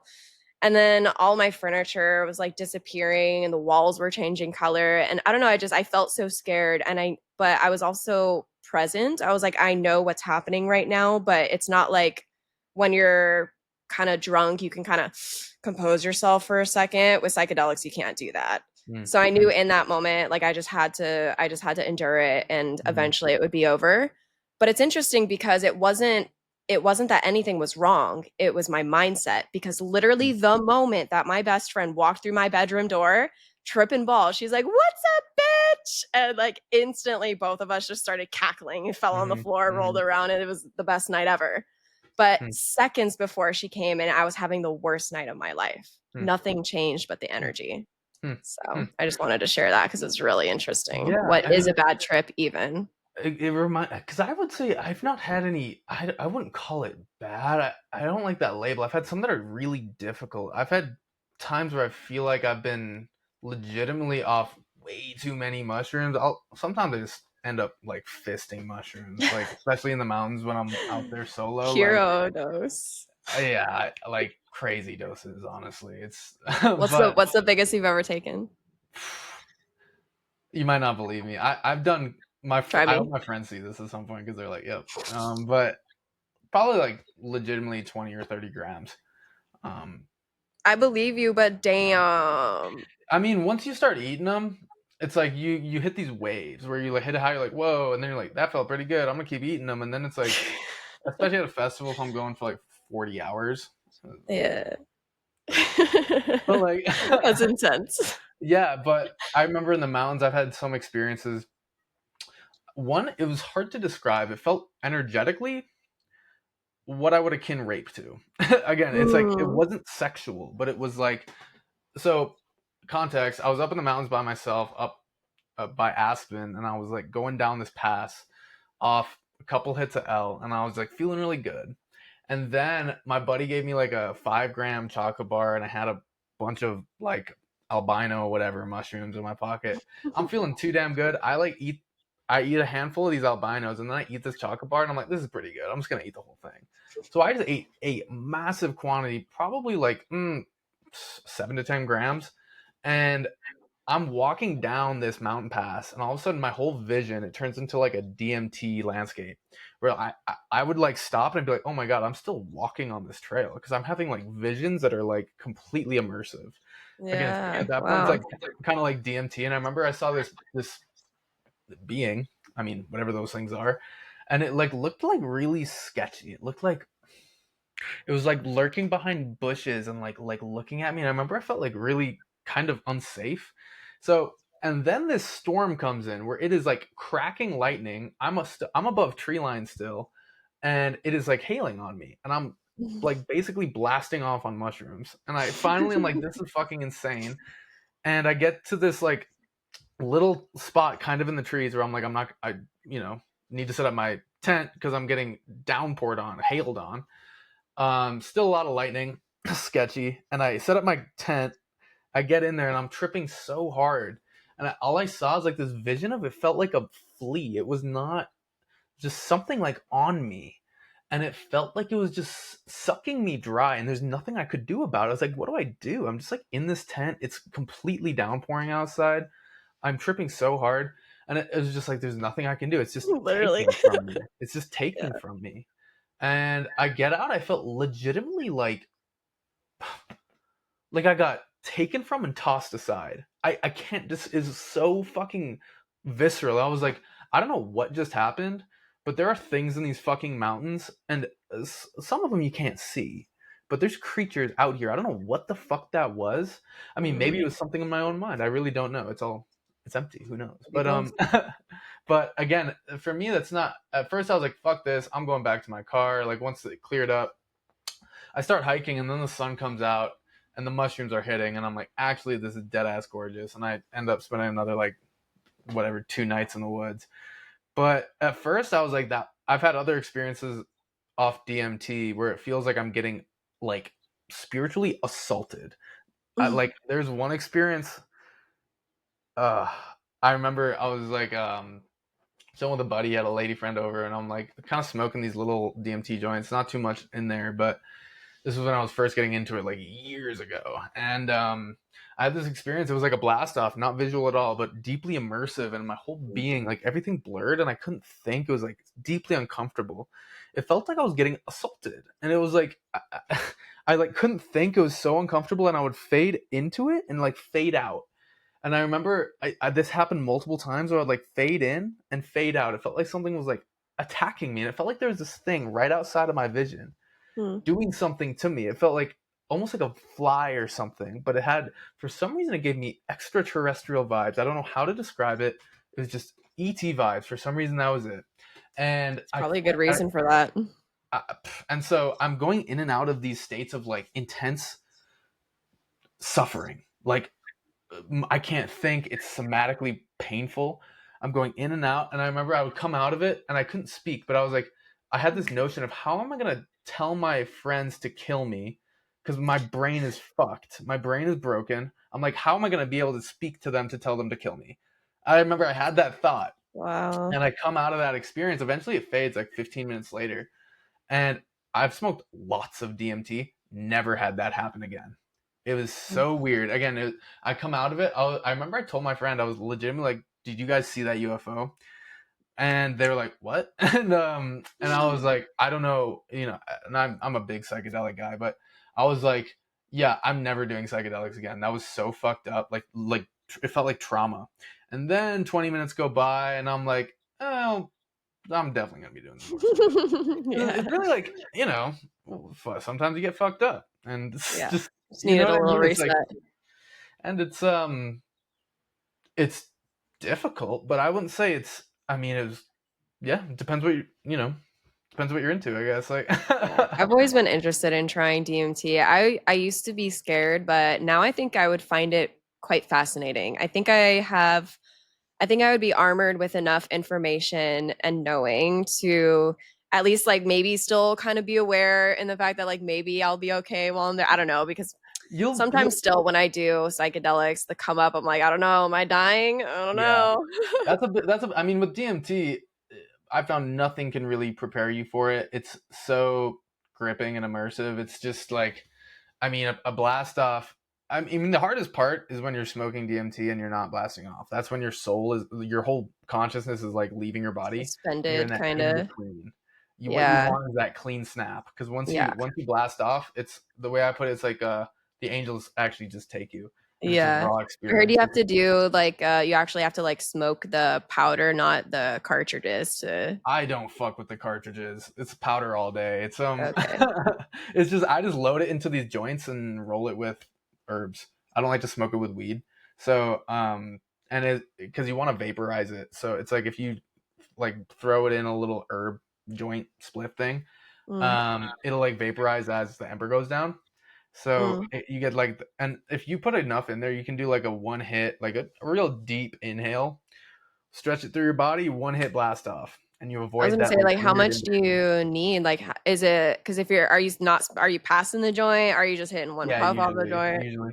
I'm kind of crazy with it, to be honest. Like I just like I don't weigh it out or anything. I just like dump a good amount. It depends on the quality of the DMT also, but it's like, you know, I want to get enough in there to get that clean break, like guillotine style. I don't want to be in that in between, because that's where it's like, oh, this is weird. I can't hit it again. It's like Yeah. you want to get one real deep rip. Again, it burns the throat, but like slow, deep inhale, really stretch it through your body. Ideally, on the exhale, everything just turns to liquid, and I was you're gonna just say because like it kind of like messes you up to the point where like some people don't even want to take another hit, even though they know that they need another because one you're in to. between. I Yeah. know how that feels because sometimes, because what I do with acid, because I'm still kind of sensitive, I think, so I cut it into quarters, the Hmm. tab, and I take one quarter every like 20, 30 minutes. Yeah. And usually by the time I get to the third, I'm like, oh, do I want to do the fourth one? I don't Yeah. know. Yeah. I mean, but that's all in your mind too. For me, there Yeah. came something be like, and if I eat way too many drugs. So what? It'll probably be super dope. Like quite literally, so what? What's the worst that'll happen? I mean, am I operating heavy machinery? Am I Right. around my grandparents? You Circumstantial. know what I mean? Like, it's just more breathing and like learning to let go into what's here. And it's Yeah. and Like if I I can function at a festival, I can probably do most things. yeah, But maybe festivals. not while I'm Yeah, like hardcore peaking. yeah, festivals are like great training grounds because there's so Totally. much stimulation. It's like if you can hang with that. I mean, Mhm. almost maybe sometimes less stimulation can be harder with psychedelics because then you're Oh, with your really? mind. Well, with some people, because That's the opposite for me. you might be more naturally introverted or Yeah. introspective because some Yeah. people know the internal landscape a little bit better than others. So it's like if you're with yourself and you're in those heightened states, the Yeah. internal landscape can be like, oh, whoa, I never saw that part of me, or I never saw this narrative operating.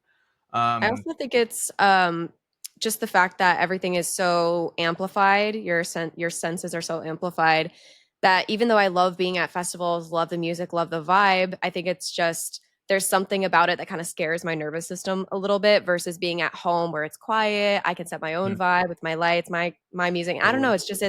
It's literally just the energy I think that hits me differently when I'm coming up at a festival versus when I'm just by myself. But it's not Yeah, like I'm having a bad time. I'm quite literally vibing in my mind. I'm having a yeah, greatest time ever. But sometimes my body just may not be doing the same thing, at least yeah. for the first like 20, 30 Hmm. minutes. And then after that, it's like this wave washes over. I'm like, oh, I can actually move now and like go enjoy Yeah. myself.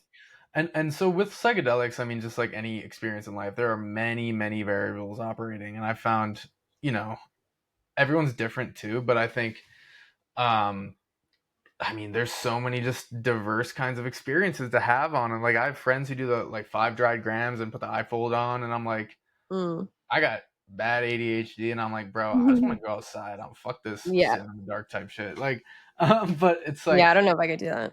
I mean, it's I also get it. Like that's a I'd want to flex. try it. Yeah, and it's like to really, I mean, just be with the, I mean, the visuals as well as just understanding the internal landscape like that, and the Hmm. stories and the deep, yeah, narratives.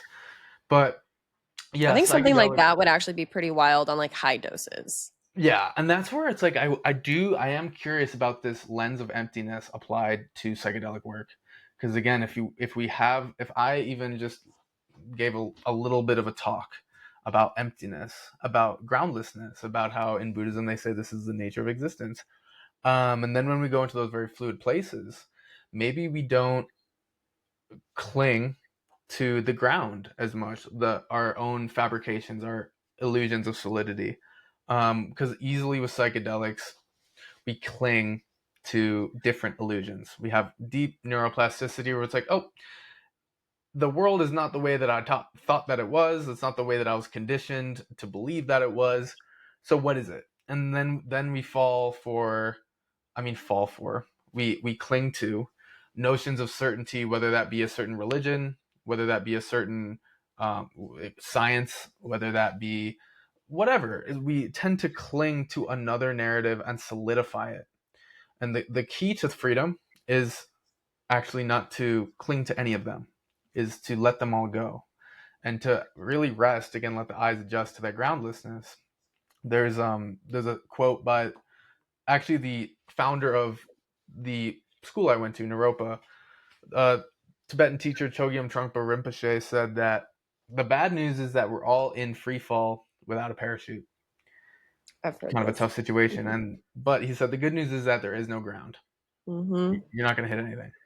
So can we let go of clinging to these illusions, knowing they're in free fall too? Yeah. Nothing can save you, and actually, it's when you let go and you just relax into the groundlessness. You're like, oh, this is pretty dope. It's like I don't need to cling to notions of self, cling to notions of a solidified worldview. I can Mm-hmm. actually let go of all of it, and actually I can deeply rest in that. And Yeah. that's where the radical experience of peace can come in. And Yeah. Like when you were talking about scientism earlier, and I guess the merging of science and spirituality, because everything is kind of black and white right now for everybody. But what I've been on about with my whole podcast was realizing that nothing is really that separate, mm-hmm, mm-hmm, that science is just man's way to figure out how magic even works. That's a good way to put it. I mean, what did we think lightning was 10,000 years Right. ago? Fucking insane. Thunder and lightning, what the fuck is that? Are you kidding me? What's a tornado? What's a tsunami? Who fucking Right. knows? Um, magic, magic, and Or I what's a think, cell phone? oh, yeah. Magic. So, I mean, it's basically magic to me. I have no fucking clue how that Magic shit to me. works. There's a quote. I forget who it's by, but I heard it from the Netflix series, The 100. The character Raven. She says, "Any sophisticated piece of technology is indistinguishable from magic. Is nearly indistinguishable from magic." So that then we can get into the nitty gritty of language. What When we say magic, what do we mean? Is it something that is observable, that is inexplicable? Is that magic? Or maybe magic, we could have another lens that is magic is actually understanding um, the manipulation of physical reality Mhm. through our will, the mind. Yeah. So that can mean more esoteric magic for sure. Like, we want to summon Satan. Not that I would want to do that, but people want to do that. So it's like, okay, that can be a kind of magic, but also, can we, again, how do I call someone? I can FaceTime with people, I can call them. Or what about, I mean, what's another, I mean, Well, for example, they call it broadcasting, right? Casting is a magical term. So when we think about the television, you're broadcasting. So gigantic events like Super Bowl halftime shows, so, you see a lot of satanic imagery, right? That the classic. conspiracy crowd goes wild over. Mhm. And that's the thing too, is Satan is just a title, it's not a being, but that's besides the point. But the energy is what they're manipulating. It's a spell in that there's an agenda at play there, and what people are perceiving, the energy that they're emitting from that perception of the event Yeah. is the magic of the spell. So like magic to me is just energy, because Hmm. everything is energy, therefore everything is magic. But we've been taught to look at everything, or look at the magic in everything as mundane. Hmm. So we Right. just think of magic Right. as sleight of hand now, because that's the sleight of Interesting. hand is the sleight of hand So magic. I mean, again, so many threads. I love that whole understanding of, I mean, the satanic imagery at the Super Bowl is a good example. Just some sort of conditioning. You're Mhm. being conditioned. This is this is the way the world is. This is the way the world works, and the deep parts of our psyche, the certain Everything's mind images, and psychology. and So and again, so the whole word spelling, understanding that language constructs worlds. At first there was the word, and that created yes, this. And yes, what is the world beyond language, beyond labels, beyond concepts? What is this? right. You can't. Because we can't, but we can understand the world without language. I actually Yeah. think language is what limits us from our understanding Yes, I will say that. to a degree. I completely, so language at the level of words, but I would say the conceptual, which is deeper than language necessarily, Yeah, deeper than words, that's that what I'm level of getting at. communication. Yeah, the conceptual. Um, I don't think there can be any experience without some level of conceptuality, actually. I don't think that's possible. Again, maybe you get to the deathless cessation of consciousness, and obviously there's no um, interpretation, no conceptual. But until we reach that, even time is a concept. Yeah, Um, and that's the thing, it's an empty concept. I actually made a video about that. I would love to go into that more. The emptiness of time is insane when you start to really understand the implications of that. Because right, again, when time is empty, space depends on time.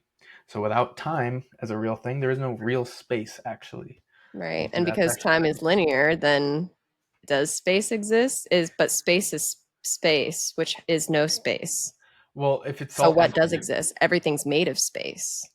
Well, again, we have unquestioned assumptions here. This is where there needs to be in my experience, a thorough exploration of emptiness. Is Hmm. space real? How do we know? Because time depends on space, and space depends on time. So this gets pretty deep. But I'll just actually lay it out right now. So the way I understood the emptiness of time, there's many different angles to approach it. Um, I like this one analytical way of understanding it. So For time to exist, I like using kind of a thing. So there's a past, there's a present, and then there's a future. We can say we have three parts right here: past, present, future. This is how we experience time.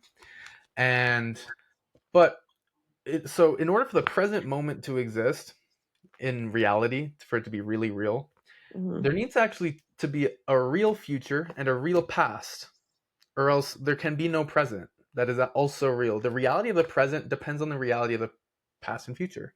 Yeah. So I don't know about you, but I've never seen the future. I've never been in the future. I've never been in the past. I've only been here, Have you ever. ever felt the future? For sure. For sure. Um, that's a whole nother thing. So I want to stay with this argument where No, I'm just not trying to because derail you. I was just yeah, no, curious. no, no. But yeah. So past and future, those relative experiences create the relative reality of what we call the present moment. But since no one has ever been to the future, no one has ever been to the past. I mean, that we know of. We really Right. don't know. But Whatever it even means. right. I mean, past, future, it's all fluid. It's all kind of Yeah. up here too. So when you see the past actually only exists up here. It really does. And the future only exists up here. And all that is smoke and mirrors. So when we see that the past and the future are actually not that real, they're wishy-washy thoughts. Our Hmm. we can actually change the past. That's the crazy Hmm. thing, because it's all up here. That's where I kind of trauma think that's narrative. what time travel actually is. It's like I like that angle, because like trauma-based narratives are rooted in the solidification through fear and pain. I won't Yeah. get too deep into that, but the solidification of a certain narrative about the past, where it's objectively this way, and it's not. We can actually change right here in the present moment. We can Mhm. change the past, and when we change the past, it changes us in the present. And the We are no future. longer that. We are Yeah. no longer living that story. So this has huge implications. But anyway, so just to bring it full circle, when we see that the past and the future are empty, they're not really real. They're just like made up stories and illusions. Hmm. When we see that, also the reality of the present moment falls away. And as much as people, especially in New Age scenes, say, "Oh, all there is the present." At one level, yes. At another level, not even the present moment exists. It's a conceptual overlay. We come up with the concept of time. There has to be a time. We just assume it to be so. And then Right. we project that onto experience. So, what happens when we recognize time as fabricated? It's not inherently real. For me, there's a hard to describe sense of freedom. It's levity, lightness. You're like, oh, that's interesting. The timelessness of this moment right now. What is the past? What were the dinosaurs? They were in the exact same place we are right now, exact same time, because there is no such thing. And it's like at that point, what else was the future? When this Hmm. body turns to dust, something will be here. Something. And guess what? That'll be you. That'll be a view, the same subject that views experience, regardless of the body it's in, same subject. Yeah. So it's like again, it's all this infinite. You can't even call it one moment. It's beyond moments. It's beyond time.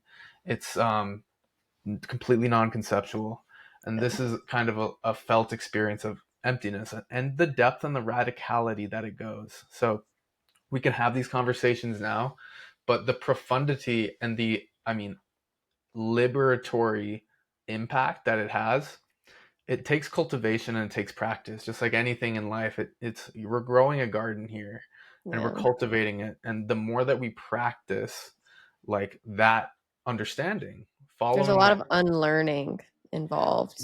a lot of unlearning, a lot of having to question beliefs, Mhm.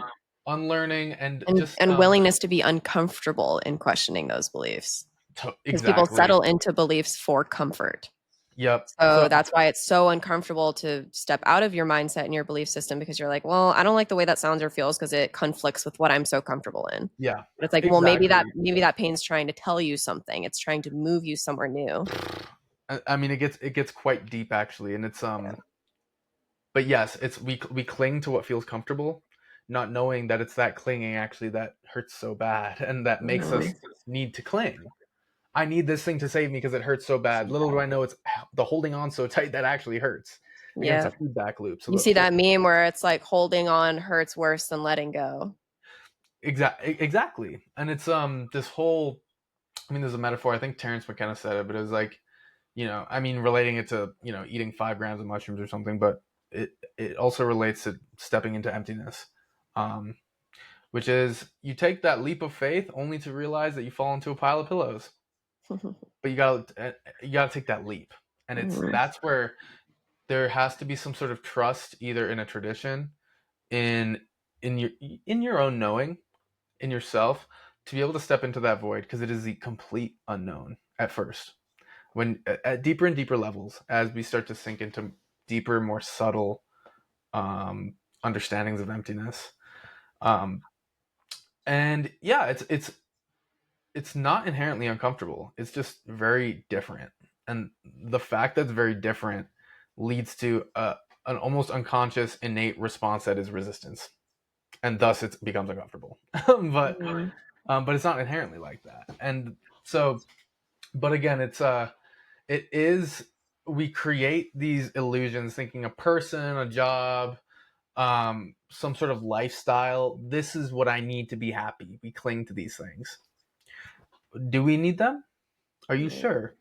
Are you sure? What if you could actually let go of your resistance to being homeless? What about Jesus? What about the Buddha? What do you think their quality of experience was? Mhm. Probably pretty high. Mhm. Probably pretty high. And But then look at their material gains, right, So what does right, that say? Somebody who has the least feels like they have the most. And even when you look at on Instagram and you scroll through the happy videos and you're like, damn, that person is rich.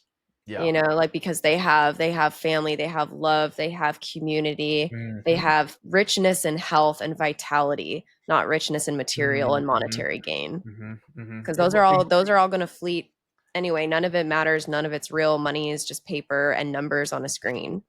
And the But things don't make you happy if you don't understand, more about what true joy is, if you're just going to keep buying things thinking that it'll bring you joy. exactly. Well, again, like what true happiness is, and this brings me back to the horizontality of our desires. We're in this flat place where I just need more experiences, more things, more clout, more power, and it's all flat. It's It's like, all selfish. what about the vertical element? Because we're not understanding where happiness actually comes from. It Hmm. comes from, I mean, you could say many places. One is a calm mind, for sure. It's a calm Hmm. mind that brings happiness. We can also say that soul, crafting soul, making soul, sensing the world through soul brings meaning, meaningfulness, depth, purpose, I and think those things you serving don't others too. exactly serving others, and also how these all these things interact with each other. Hmm. Serving others invokes soul, invokes the mind to calm down, because when you serve others, you're actually letting go. In real selfless service, you're letting go of the illusion of ego. So that Hmm. actually it like cross pollinates and fertilizes all these other components of experience, which is the depth that comes with service, where we can start to embody different narratives where I'm here to help, I'm not here for more and more and more. And again, so the ego is this insatiable beast. The Hmm. separate self will never have enough validation, pleasure, pleasantness, security. It does not exist for the separate self. And when we recognize that, we understand this beast is completely insatiable. How do I work with it? And that's where we understand the value of letting go and actually being of service to others. Because maybe it's not all about me. And also, the more I give to others, the more I loosen my own constructed belief in my separate self. Yeah. And it affects us at the level of perception, which is direct. It directly loosens the tight feeling we have about, what if I'm a loser, what if my life sucks, what if I'm a failure, what blah blah blah blah blah. Hmm. It's just like all this fucking bullshit where it's like, try serving others and see what the freedom that comes from that. It's counterintuitive, Yeah. because when It people are in that totally. place of lack, they think I need to grasp, I need to hold on to more. And it just makes it worse. Exactly. Because you keep striving for something that maybe can only come from serving others, because what you're longing for is what you're going to get out of reciprocity. So a good example Mhm. is when I went to Beyond Wonderland last year, I bought a 12-foot beach ball and we snuck it in and blew it up in the pit. And unfortunately, it only lasted for about 20 minutes before security stabbed it with a knife. Yeah. But Well, I have so many pictures and videos, and just, oh my gosh, I was literally high off the happiness yeah. and joy from making hundreds, if not thousands, of adult children just gleefully happy that they just Mm-hmm. got to punt a giant beach ball at a rave, and it's Mm-hmm. just, oh my gosh, it brought me so much Mm-hmm. joy just seeing the conversations and just how happy it made people. Like, it healed people. And like, I was just so giddy and just Mm-hmm. so happy. I'm like, I'm gonna do it again. And like, it's such a Mm-hmm. small thing, but Mm-hmm. like, that was one of the biggest acts of service that I've Mm-hmm. done in like a playful, fun way. Like, I Yeah. give back in my own ways, but that was something that just was such a noticeable and visceral return Yeah. that I'm like, that's how I know, like, that's what I want to do, is make other people happy. I want to help people. I want to heal Totally. people because I get that back. Yeah. And it just fuels me. It overflows my cup. Even when I felt like, yeah, sure, maybe $100 for the ball put me out at the time, but I got so much more back than money could have Mm-hmm. ever given me. And that feeling, I mean, in Buddhism, they call it sympathetic joy, where you actually get happiness from the happiness of others. I mean, there's a lot going on in that experience, obviously, but also what this brings to mind is my own experience as far as when you serve others a little bit, it feels good. It feels good. Even to hold the door for somebody and smile, it's like, Yeah. oh, that feels good. Or give And someone a compliment and right, you're like, that made my day, right, you know? exactly. So that feels good. So if we give a little bit, it feels a little bit good. And so then if we give a lot, if we give our whole lives to something, if we give our whole lives to others, to the world, to God, if you want to use that word, then how does that feel? Immensely good, immensely meaningful. And again, the question of how do we live a good life? It's the Mhm. opposite of selfishness. It really is. I mean, there's an element of really living our myth, expressing the soul.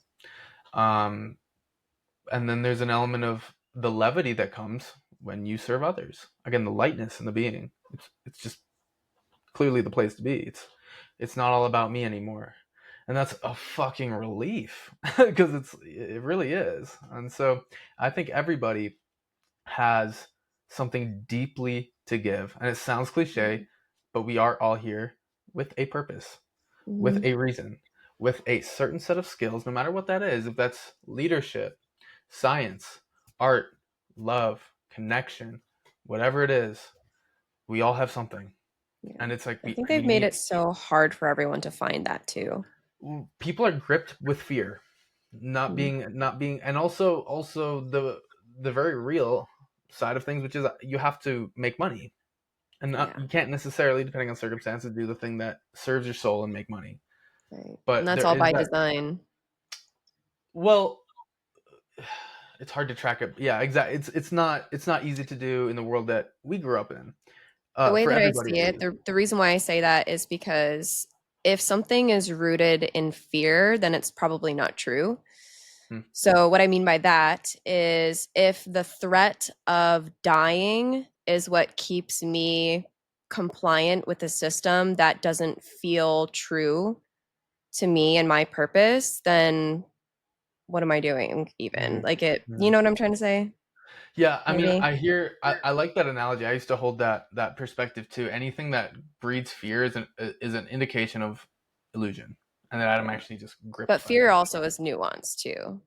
Fear So, is nuanced. It is, well, I mean, again, at the radicality of absolute emptiness, everything is, that's what I mean. Is you not can that look great. at emptiness and feel fear, or like how you and I probably look at emptiness Yeah. and feel curiosity, excitement. I want to know Right. more about what Right. this emptiness even Right. means. Right. And the thing is with emptiness, for people that are listening, is just it's so enigmatic and different. It can be hard to comprehend at first. It can be hard even to understand what I'm talking about, what when I say Hmm. emptiness.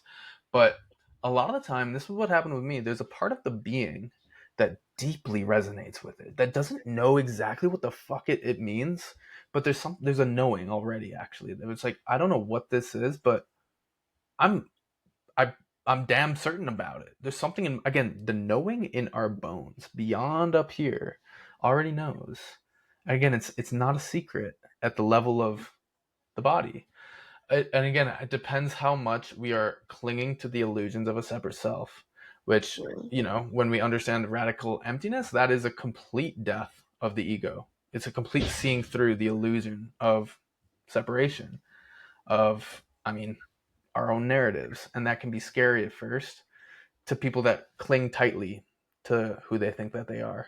And Yeah. that's not right or wrong. It's just people are different. Some people, are clinging harder. And again, we can point to the infinite web of karma, causes and conditions. So it's not right or wrong. It's just some people are dealt a different hand, I guess you could Yeah. say. But there is this opening progressively to the curiosity, to lean into that fear. Hey, what is this fear? Why am I so afraid of this thing? It's just a concept. Why does it invoke this feeling?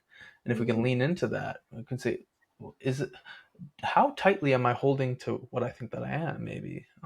So again, but yeah, I think again, fear is empty, love is empty. People don't want to hear that. Um, Fear is empty, love is empty, soul is empty. It's all empty. But we get to create it, and we get to create Mhm. anything that we want, and that's, I The guess, meaning is in the making of the meaning. yeah. And it's not just up here. It becomes again a lived experience. So, um, and we have infinite potential here, and I believe heaven on earth is on the way right now. I've And always thought that ever since I was a kid. I'm like, I've had this feeling where I just know that at some point in my lifetime I will live to see some version of peace on earth. I've always known it. totally. And what that piece is, I mean, we'll have to save it for another time. But I could keep Yeah. ranting on that. But yeah, it's 8 o'clock where I'm at. This is a dope conversation. This is good. Yeah, we should definitely have more of them. Yeah, So I'm down.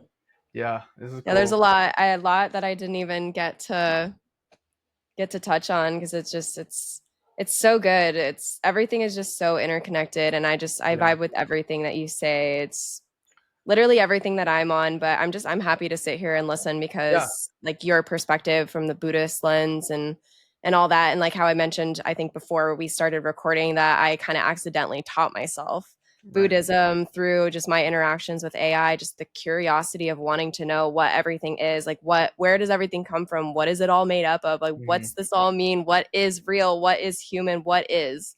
Hmm. Hmm. So yeah, I love that the algorithm brought us together to have this Yeah, conversation. So yeah, thank you, algorithm gods. yeah. No, exactly. And yeah, I love talking about this stuff, and it's cool to talk to somebody who has like less experience, who's kind of newer to these ideas, because I want to be able to communicate them effectively because they are so damn useful. Yeah. So. I mean, I would say like you've probably been in the study for a lot longer than I've been in study, but I would say that I've been in practice Hmm. pretty much as long as I can remember being aware of Yeah. being. Like ever since I was a kid and kind of just like came into my body, I was like, I'm alive, I'm here. Like Hmm. I feel like that's when it started. Hmm. Because Hmm. that's when I actually started to practice my intuition. Like I wield my intuition like a weapon now because Yeah. I know exactly what's up and what's not because I can just feel it now. I just Hmm. know. And so Yeah. that's why I said I know that things are changing and I know that we're going to see some kind of version of heaven on earth here pretty soon. I think we have no choice. I think the tide is rising, and all ships rise with a rising tide. Scales are So, tipping. Yeah. so yeah. Thank That's you for good. this conversation. Yeah, thank you, Ben. Of It was course. nice to Yeah. meet you. Yeah. You too. Yeah. Future conversations at some point. Yeah. Yeah, sounds good. Well, you know where to find me, Yeah. and I guess I'll let you take care of the Yeah. app here because I have no idea what to Yeah. do. Here, 3, 2.